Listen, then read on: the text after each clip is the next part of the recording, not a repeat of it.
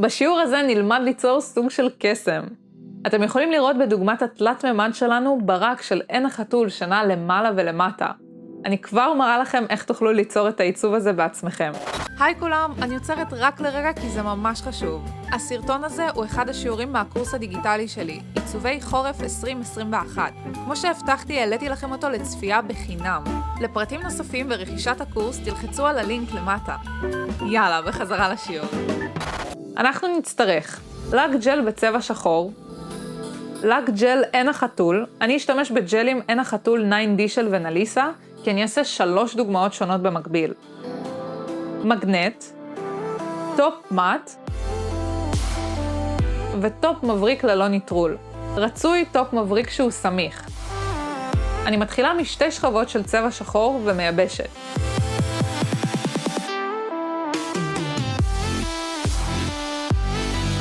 לאחר ייבוש של הצבע, אני לוקחת פד עם אלכוהול ומורידה את השכבה הדביקה. חשוב לעשות את הצעד הזה, כי ככה החלקיקים של עין החתול יזוזו בצורה טובה יותר ולא ייתפסו בשכבה הדביקה של הצבע השחור. אני עושה את זה על כל 3 הטיפסים. עכשיו נמרח שכבה נדיבה של לק ג'ל עין החתול.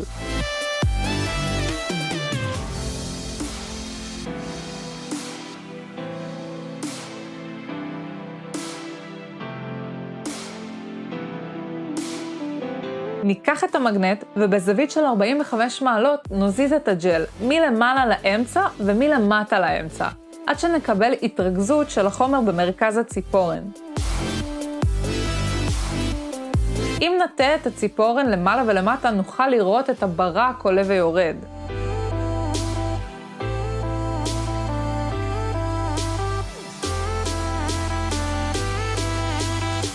ונייבש.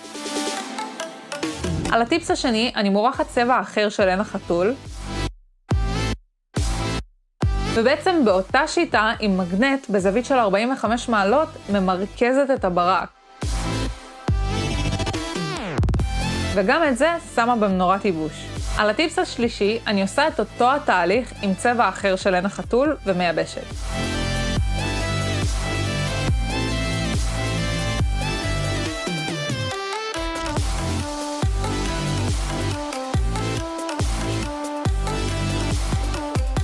לאחר שהשכבה של עין החתול התייבשה, אני מורחת טופ מאט על כל הציפורניים ומייבשת. על פלטה אני שמה טיפה של טופ סמיך. רצוי שזה יהיה טופ ראבר אם יש לכם. ככה הדוגמה תהיה עם יותר נפח ולא שטוחה. על הציפורן עם עין החתול הכחולה, אני מציירת סוג של כוס יין. אני מתחילה מקו ישר, שזה הפתח של הכוס,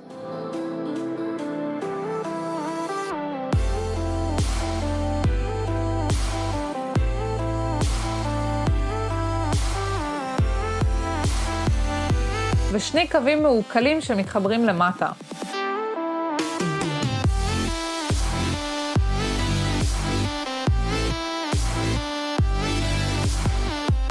וצובעת בתוך הקווים.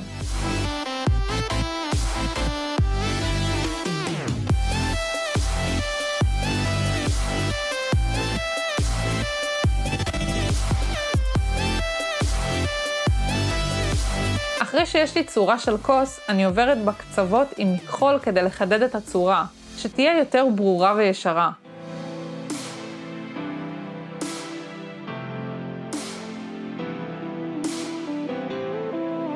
נמתח קו דק כלפי מטה ונצייר משולש קטן שיוצא ממנו, שזה בעצם הרגלית של הכוס.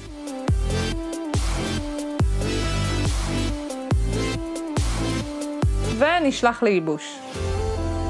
על הציפורן עם הצבע הוורוד אני אצייר לב. אז כמו שלמדנו בציור עם השלג, אני מתחילה משני עיגולים. אפשר לעשות את החלק הזה גם עם מנקד. ובעזרת מכחול קטן אני מחברת את העיגולים ומוציאה מהם 2 קווים בזווית שנפגשים למטה.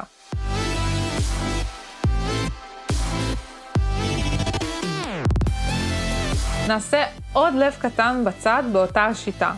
אז 2 עיגולים, נחבר אותם, ונוציא 2 קווים שמתחברים למטה.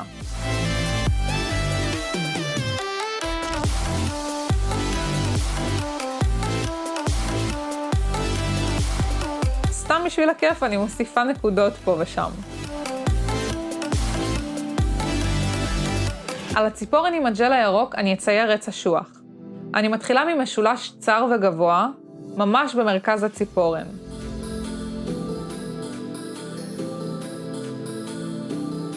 אני מחדדת את הצורה בעזרת המכחול. ולוקחת עוד קצת ג'ל ומוציאה שוונצים מהמשולש כלפי מטה והחוצה. זה בעצם הענפים של העץ אשוח שלנו.